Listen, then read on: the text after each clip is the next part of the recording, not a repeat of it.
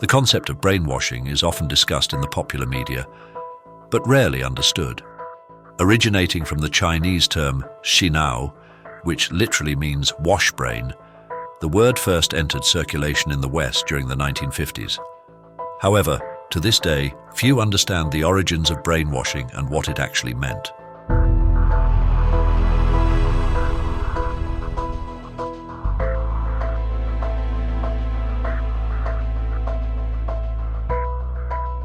While brainwashing was first noted by Westerners in the 1950s, the Chinese communists had been using such methods for some time.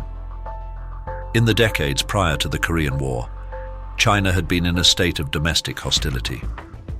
The Chinese Civil War saw the rise of Mao Zedong and the Communist Party. Upon seizing power, one of the first goals of the communists was to convert or eliminate potential political threats, those deemed reactionary or counter-revolutionary. This would be achieved through the use of thought reform and re-education. By the time of the Korean War, thought reform techniques had been tried and tested. Americans began noticing that some Allied personnel who had been captured as prisoners of war had completely changed their mental perspectives. Some looked guilt-ridden, calling out the Americans whilst taking the side of the Chinese. Others had turned to cooperate with their handlers while in captivity. Initially, the claim that such things were happening in China was controversial in the West. When accusations of such techniques arose, the Chinese said the US was simply deflecting from the admission of some captured US personnel about US biological warfare against North Koreans and Chinese. Whether or not such biological warfare took place supposedly by the experienced Japanese forces at the behest of the Americans is still debated, but what is for certain is that the US claims about Chinese brainwashing were true. This was verified when several British Army personnel who had been imprisoned by the Chinese during the war. They revealed communist attempts at advanced interrogation and manipulation techniques in order to force particular outcomes such as admissions of guilt and the restructuring of opinions.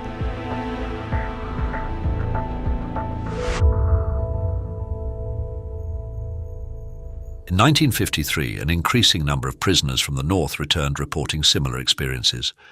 Soon after, having heard of this strange phenomena, American psychiatrist Robert J. Lifton traveled to interview those who had experienced this new form of interrogation. Cataloguing his findings, he published Thought Reform and Psychological Totalism, a study of brainwashing in China. This book would have a profound effect, expanding the popularity of the term brainwashing and exposing many in the West to what had been occurring in China for some time. Lifton also put to rest the fictional understanding of brainwashing which had emerged in the West, a popular belief that the Chinese were capable of completely and permanently changing a person. Lifton noted that this was not necessarily the case when it came to thought reform, as the majority of POWs would eventually reintegrate into Western society. His work detailed the reality of thought reform, criticism and self-criticism which was occurring in China with dramatic effect.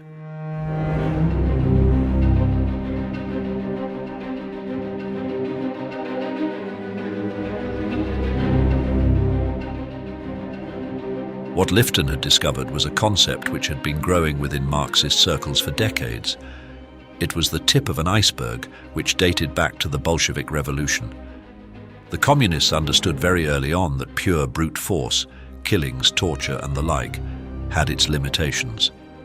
This became obvious during the early 1920s when Russian communist revolutionaries, who demonstrated unparalleled brutality, attempted to spread their ideology across Russia.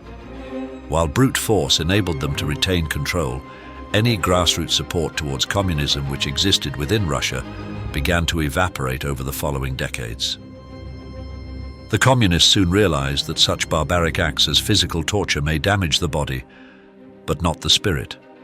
Motivated resistance can handle torture to the point of death, only to be replaced by another with equally motivated resistance, as well as the fact that physically wounding others in such a barbaric manner would aggravate the population toward dissent. Thus, the communists realized that the most efficient way to control a population was to break them mentally and spiritually. The battlefield was the mind. Following the disaster of the October Revolution in 1917, Lenin contacted other Marxist theorists across Europe in a bid to discover why the revolution had failed to realize a global uprising of the workers, as the Marxists had imagined. The initial criticism was damning to classical Marxism. Russia was essentially a feudal society, not a free market democracy like many other nations in the West. With this in mind, Marxist intellectuals began rethinking their approach. Many schools of thought emerged from these deliberations, including critical theory, cultural hegemony, and several others, which can all be placed under the label of neo-Marxism.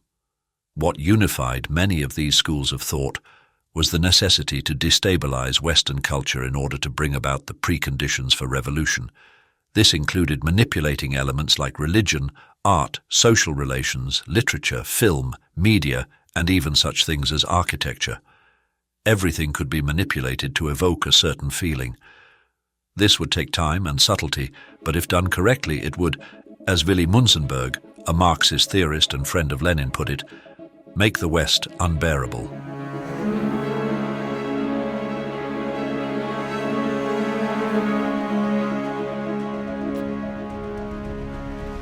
While it remains a mystery as to how many of these early post-Leninist Marxist theorists Mao Zedong was exposed to, his ideology does allude to him having read the likes of Italian Marxist Antonio Gramsci and some of the critical theorists, including Marcuse and Horkheimer. No doubt these theorists fed Mao's view of thought reform, which included an emphasis on unifying society under a single belief, before which all other beliefs and so-called contradictions had been destroyed. Several elements were important when it came to what we now call brainwashing in the Chinese communist sense. These included criticism, self-criticism, and destroying so-called contradictions. The goal was to create a socialist man, a man with an entirely new spirit, new beliefs, and new abilities. To create the socialist man, the old man must be completely destroyed. This strange, baptismal concept was extrapolated by Herbert Marcuse, who explicitly stated that the socialist utopia could not exist nor even be conceived of until the old pre-existing society had been completely destroyed. The socialist man concept in many ways was a microcosmic variant of this idea. This was no longer merely about class, but about something broader. Marcuse popularized the move away from Marx's classical idea of class consciousness being the prerequisite for organizing a revolutionary group, to a new concept known as critical consciousness. This was not limited to a particular economic class. Rather, the raising of a critical consciousness was possible for anyone from any background. The goal was simple. The target is to be educated in such a manner that he begins to see the world for what it actually is, according to the theorists, namely, a prison. This realization becomes his critical consciousness. This allows him to see that everything within the pre-existing society is, in one way or another, upholding the hegemonic capitalist system, be it the way particular groups speak, what they listen to, how they live, and so on. An individual with a critical conscience is no longer happy with society. He requires change. In a post-revolutionary society such as Maoist China, such people were desired. Those with such a critical consciousness would see any contradictions within society. In other words, they would notice when others would act in a capitalist manner, or anyway contradictory to the communist philosophy.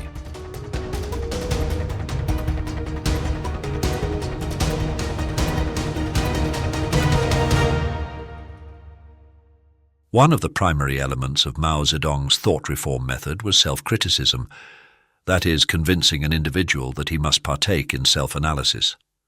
Mao had generated his own method of criticism, which he labeled in the Little Red Book as the Unity Criticism Unity formula. He says there exist contradictions amongst the people. These contradictions lead to social issues and injustice. Thus, a resolution of the contradictions amongst the people is necessary. Mao notes that an individual has a desire for unity, and by capitalizing on this desire for unity, he can be pulled into criticism and self-criticism until, as Mao puts it, the people have arrived at a new unity or new basis.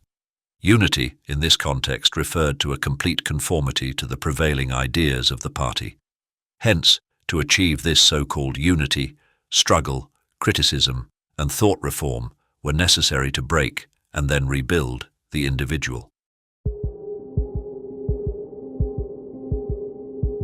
This thought reform continued to evolve in Communist China, reaching its most extreme expression during the Cultural Revolution, during which brainwashed university students and school children went about the country, resolving contradictions amongst the people. This included putting their teachers, friends, and even family members through public humiliation trials, and in many cases, executing them. The most infamous example of this reform was the struggle session, the most outwardly brutal manifestation of Mao's techniques. The victims of this period of reform were forced to admit to their crimes. What were these crimes? Oftentimes there were none. Victims were picked based on whether they appeared to support the communist Maoists or not. If they did not show perfect conformity, they were targeted. Then through struggle, they were forced into admitting their crimes, which were often fabricated during the struggle sessions. The technique was simple.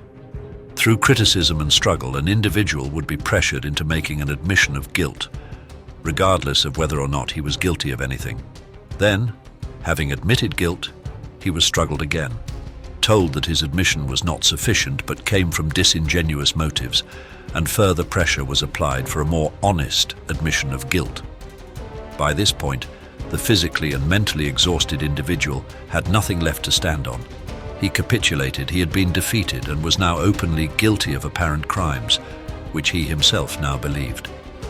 The scene in George Orwell's 1984, where the protagonist finally believes that 2 + 2 = 5, is the very same psychological outcome of Mao's thought reform.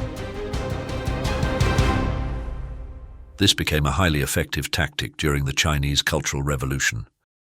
Those who had undergone struggle and criticism were indeed experiencing an attempt at brainwashing, with the goal of seeing things from the people's standpoint. The people, in this case, referred to those who were in agreement with the Communist Party. Mao himself outlines this in the Little Red Book when he differentiates between the people and the enemies of the people. Mao says that to lack the correct political opinion is akin to not having a soul. Thus, if one was not in line with the party, he was not one of the people, but rather an enemy of the people. He could not take part in the People's Republic, since he was not one of them. Through the thought reform process, he could be made to see and embrace the people's standpoint and be reintegrated into society. In practice, seeing the people's standpoint meant realizing the subjective nature of experience and how such experience lined up with party philosophy. For example, an individual may have been a poor landowner. Despite being poor, he did indeed still own land, and was, from a party perspective, an oppressor who represented feudal society. Or perhaps he was a university lecturer. Here there are multiple issues. Although he may have taught Marxist theory, a positive for the party, he may have also owned a car, held a bourgeois job, or acted in some other way which could be interpreted as counter-revolutionary, no matter how small. Even if he held the correct ideology, through struggle, it would be revealed that there was some inconsistency, meaning he couldn't truly see things from the standpoint of the people. If such criticism was successful, the emerging individual would be spiritually broken, willing to serve the party, and more importantly, he would now have a critical conscience, meaning he would see inconsistencies in other people, no matter how small, and thus the cycle of reform would continue. Ultimately, what this meant in practice was that he and everyone else who had been brainwashed would execute the will of Mao and the party, and be a critical element in the crushing of any distrust, distaste, or dislike of the system.